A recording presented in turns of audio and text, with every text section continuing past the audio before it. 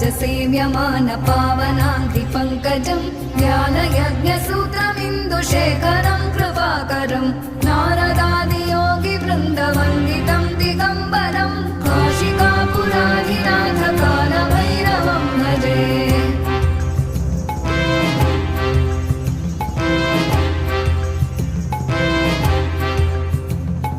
भानुकोटिभास्वरं भवाभितारकं परं नीलकण्ठमीप्सितार्थदायकं त्रिलोचनं कालकालमम्बुजाक्षमक्षशूलमक्षरं काशिकापुराधिनाथ कालभैरवं